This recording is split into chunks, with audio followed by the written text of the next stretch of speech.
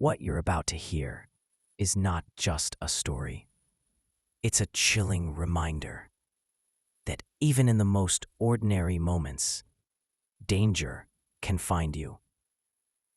These are real-style horror experiences meant to keep you up at night. This is Cryptwink HQ. Let's begin. This happened back in the fall of 2014, when I was a sophomore in college. I went to school in Maryland, and like most kids from the area, I grew up hearing about the Goatman. You know the story.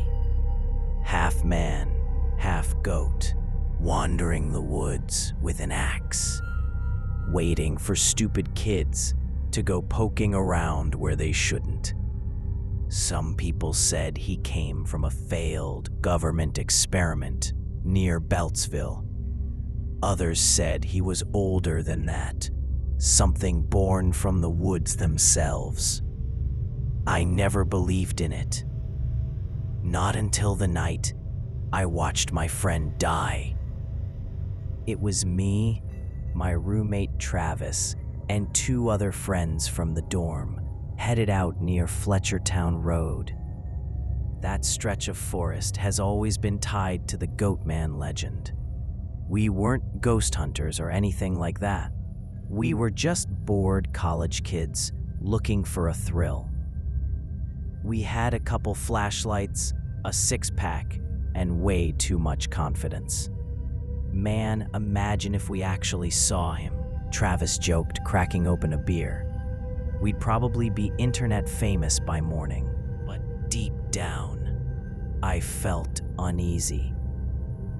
The forest was dead quiet. No wind, no bugs, no sound of animals in the underbrush. Just the crunch of our shoes on fallen leaves. After about 20 minutes of hiking, we came across an old, rusted, chain-link fence.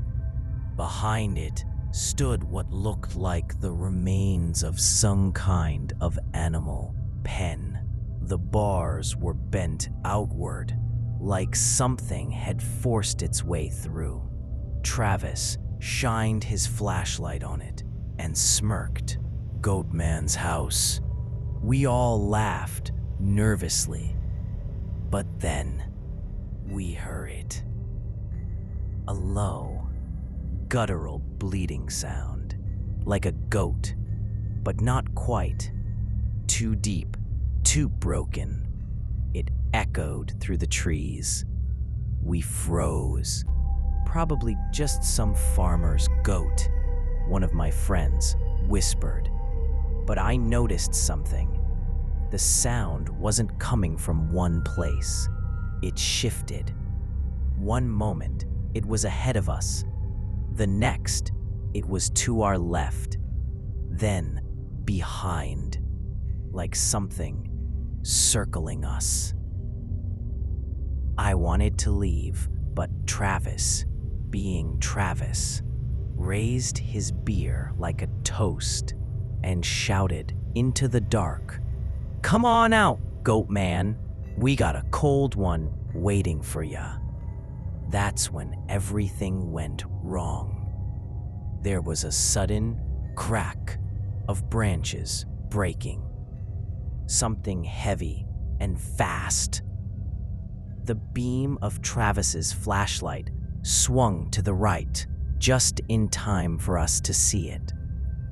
It was tall, taller than any man. Its body was twisted, hunched, covered in patches of coarse hair. Its face, God, I'll never forget its face, was part human, part goat. Yellow eyes, curved horns, and in its hand, something long and sharp. Travis screamed. He tried to run, but it was already on him. The sound it made when it hit him It wasn't like an animal. It was deliberate, cold, like it knew what it was doing. We bolted. I don't even remember which direction we ran, only that my legs felt like they would give out at any second. Behind us, I heard Travis's screams cut off. Then, silence. When I finally stopped, gasping for air, I realized two things. One, we had dropped the six-pack somewhere along the way. And two, Travis wasn't with us anymore. We wanted to go back. God knows we wanted to. But none of us could make ourselves move. Not with that thing still out there. Eventually, we found our way back to the road. We called the cops, told them our friend was attacked. They searched.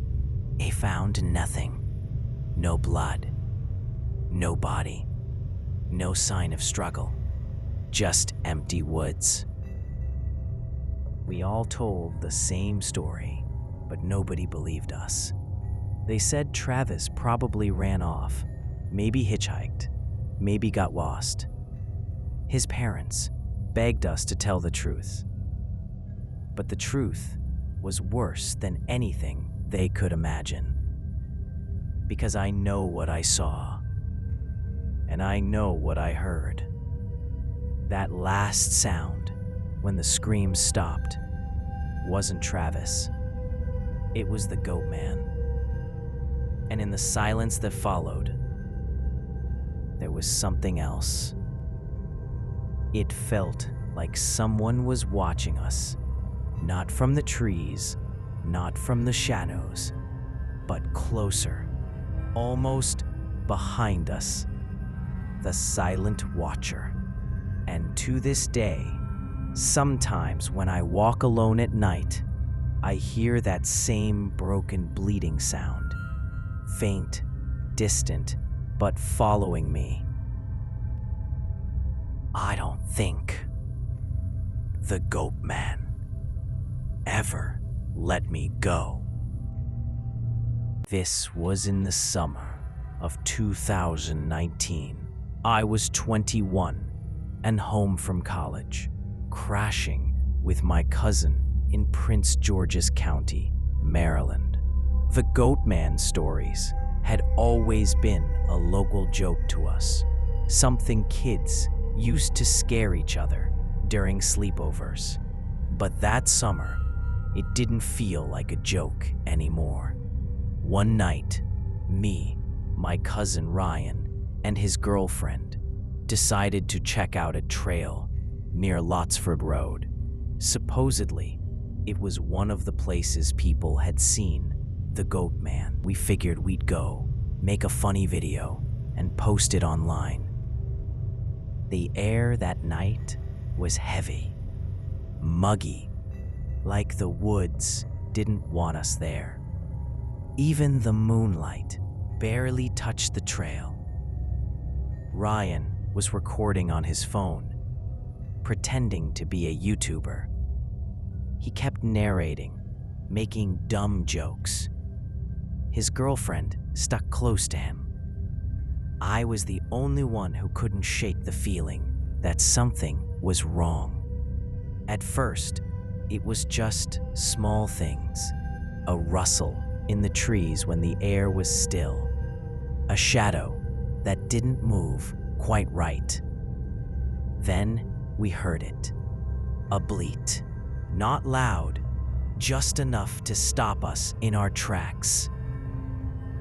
Was that a goat? His girlfriend asked. Ryan grinned. That's our boy. Goatman cameo for the vlog. But his joke didn't land because the sound came again. Louder this time. Closer. I don't know why, but I felt like it was mocking us. Sp! Ryan raised his phone, pointing it into the trees. Goatman, you out here, bro? And that's when we all saw it. A figure standing just beyond the reach of the flashlight. Broad shoulders, bent legs, horns catching the pale moonlight. It didn't move. It just stood there, watching us. Ryan laughed nervously, like he didn't believe his own eyes. He started walking toward it. "Don't," I whispered. My voice cracked, but he didn't listen. He kept moving closer, and that's when the figure stepped forward into the light.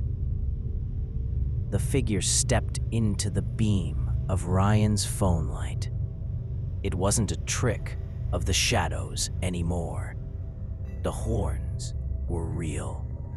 Its body was hunched, its arms long, its legs bent like some distorted animal. The face, part man, part beast, twisted into something almost human, almost goat, but completely wrong. Ryan froze. His girlfriend gasped. I couldn't move, couldn't think. Then it made a sound.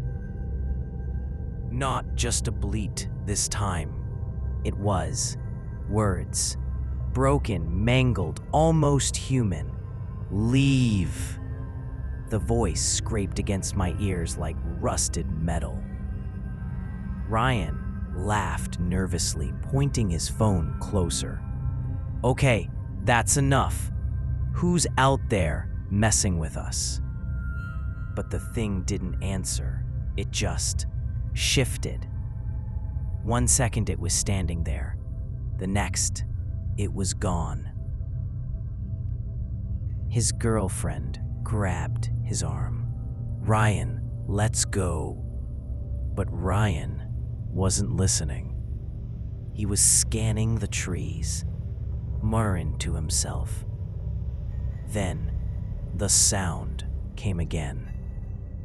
From behind us, we spun around. Nothing. From the left, from the right, closer. It was circling us. Ryan tried to film it, but the phone light flickered, then went out completely. Just dead. That was when the woods exploded with noise. Branches breaking, leaves crunching, the sound of something big, moving fast, darting between trees. Ryan screamed, dropping his phone. His girlfriend bolted down the trail. I followed her, my chest burning, legs pumping harder than they ever had. Behind us, Ryan shouted. Then a shriek of pain cut him off. I didn't look back.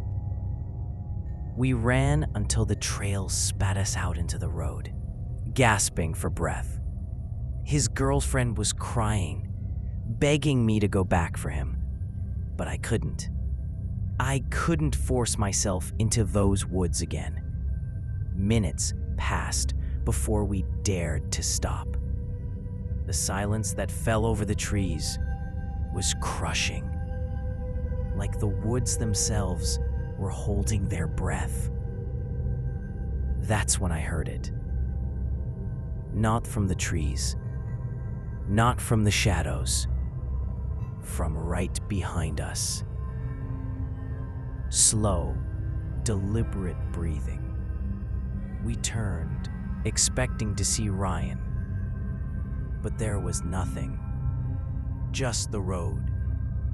And yet the feeling was undeniable. Someone was there, watching, the silent watcher. We never saw Ryan again. The cops said he must have gotten lost or run off. But I know the truth. The Goatman took him. And worse, the Watcher followed us home. Because sometimes, late at night, I still hear it. That voice, not the Goatman's voice. The Watcher's whisper.